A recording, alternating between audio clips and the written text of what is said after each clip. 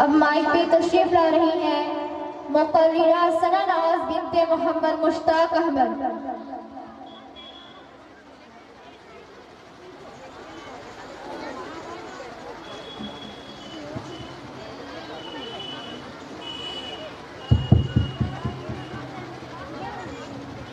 السلام علیکم ورحمۃ اللہ وبرکاتہ۔ نحمده ونصلي على رسوله الكريم اما بعد فاعوذ بالله من الشیطان الرجیم بسم اللہ الرحمن الرحیم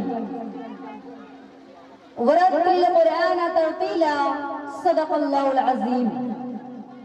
آئیے کچھ سننے اور سنانے کی سعادت سے کب بارگاہ مدنی تاجدار سیدی ابرار و اخیار شہنشاہ ذی وقار رحمت دو جہاں صلی اللہ علیہ وسلم کی مقدس حضورگاہ میں عقیدت و محبت کے مہتے پھولوں کے ساتھ درود پاک کا نورانی نذرانہ پیش کرے۔ پڑھیے بآواز بلند اللہم صلی علی سیدنا و مولانا محمد ماد جود الکرم وآلہ وبارک وسلم صلی اللہ تعالی علیہ وسلم۔ ہے قول محمد قول خدا فرمان نہ بدلا جائے گا، بدلے گا زمانہ لاکھ مگر قرآن نہ بدلا جائے گا۔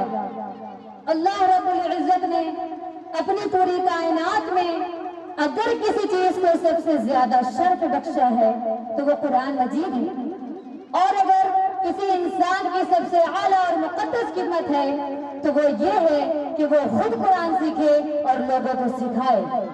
جیسا کہ حضور صلی اللہ علیہ وسلم نے فرمایا خیرکم من تعلم القرآن وعلمہ، یعنی تم میں سب سے بہتر وہ ہے جو قرآن سیکھے اور دوسروں کو سکھائے۔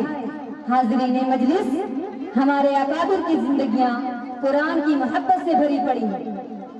انہوں نے یہ ثابت کیا ہے کہ جس دل میں قرآن کی عظمت جاگزی ہو جائے اس سے بڑھ کر کوئی دولت نہیں، کوئی مرتبہ نہیں، کوئی منصب نہیں۔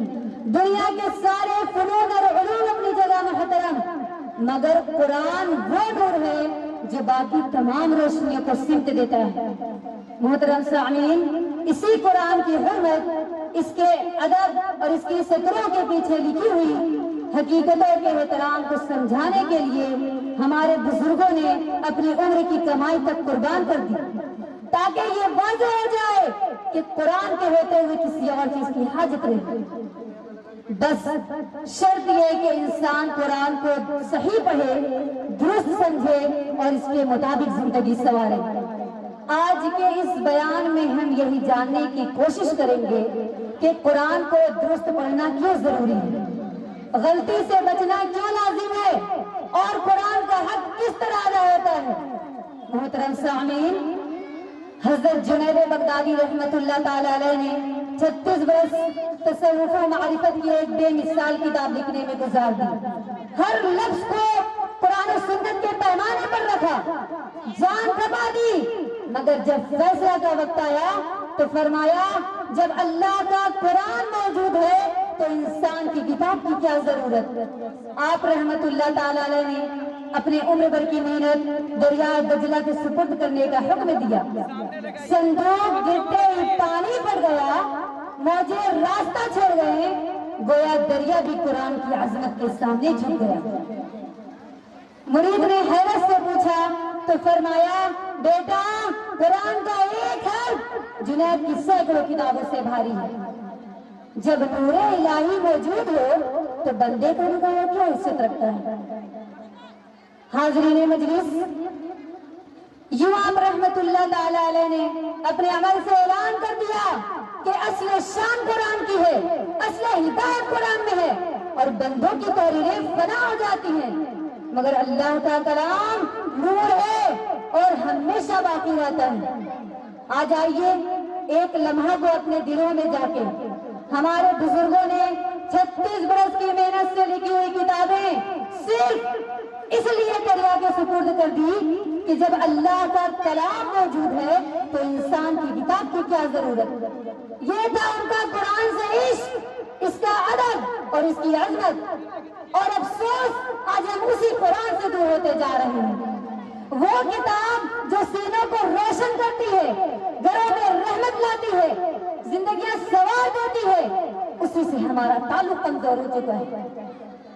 پھر حیرت کیسی کہ پریشانیاں بڑھتی ہیں, دل بے چین ہوتے ہیں, گھر سکون سے خالی نظر آتے ہیں کیونکہ اصل نور سے رشتہ ہی نہیں رہا. ذرا ایک مثال سے سمجھیے, آپ دور ملک میں ہو اور اپنے گھر والوں کو محبت سے پیغام بھیجیں اور جب پوچھیں میرا پیغام ملا تھا, جواب ملا تو تھا مگر پڑھنے کا وقت نہیں ملا, دل پر کیا گزرے گی؟ پھر سوچئے قیامت کے دن اگر اللہ پوچھے میرے بندے میرا قرآن تمہارے پاس تھا, کیا تم نے پڑھا؟ اور ہم شرم سے کہیں یا اللہ قرآن تو تھا مگر وقت نہیں ملا, دنیا کے کام تھے, محفلیں تھی, فون تھا, لیکن تیرے کلام کے لیے فرصت نہ مل سکی. کیا یہ جواب قابل برداشت ہوگا؟ محترم سامعین, آج سب سے بڑی ضرورت یہ ہے کہ قرآن سے رشتہ مضبوط کرے, اس کے ہر لفظ سے محبت کرے, اس کے نور کو اپنی زندگیوں کا چراغ بنا لے, کیونکہ جس کے پاس قرآن ہے وہ خالی نہیں بلکہ سب سے بڑا خزانہ اس کے ہاتھ میں. یاد رکھیے قرآن مجید میں 80 سے زیادہ مقامات پر اللہ نے بڑے پیار سے پکارا ہے, یا ایھا الذین آمنو, اے ایمان والو. سوچئے یہ خطاب کسی اور سے نہیں, مجھ سے اور آپ سے ہے. کم از کم انہی آیات کو پڑھ لیتے, کسی عالمہ یا عالم کا دامن تھام کر کہتے حضور مجھے بتائیے میرے رب نے قرآن میں مجھ سے کیا فرمایا ہے, روزانہ ایک آیت ہی سمجھا دیجیے. اگر ہم نے قرآن پڑھا ہی نہیں, سمجھا ہی نہیں تو اللہ کو کیا جواب دیں گے؟ قرآن سے دور رہ کر زندگی سنور نہیں سکتی. اور ایک بات, ہم میں سے بہت سے لوگ قرآن پڑھ تو لیتے ہیں لیکن صحیح پڑھتے ہیں یا نہیں کبھی جانچنے کی کوشش نہیں کی. بچپن میں پڑھا تھا اور تب سے اسی پر قائم ہے. کبھی کسی عالمہ یا عالم سے نہیں کہا کہ میری ایک دو صورتیں سن لیجئے کہ میں نماز میں درست پڑھ رہی ہوں یا نہیں. ہماری مادری زبان عربی نہیں, اسی لیے چھوٹی سی غلطی معنی بدل دیتی ہے.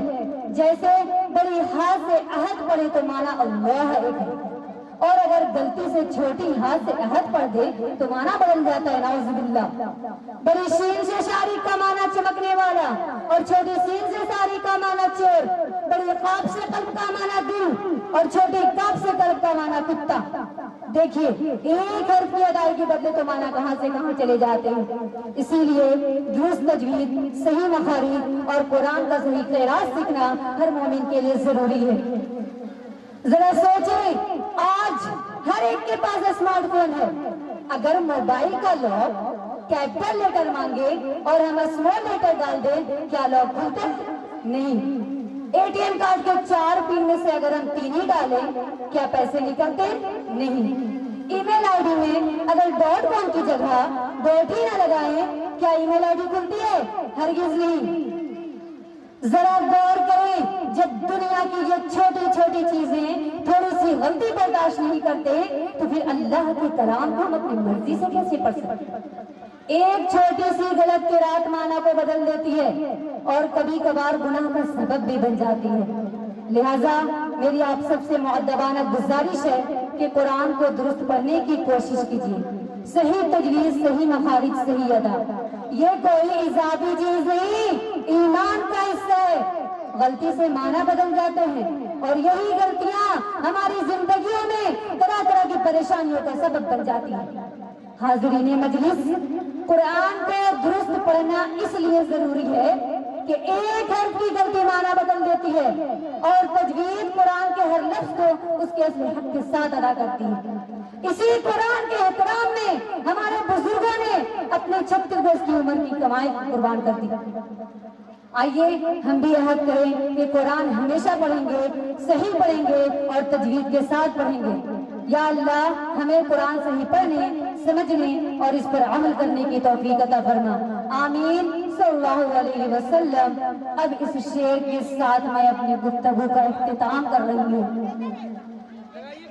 ہے وقت ابھی کر لے کچھ اعمال اچھے, ساعت کا پرندہ پر توڑ رہا ہے، اور یہ دنیا دل لگانے کی جگہ نہیں، یہ دنیا دل لگانے کی جگہ نہیں ہے، یہ عبرت کی جگہ ہے، تماشا نہیں۔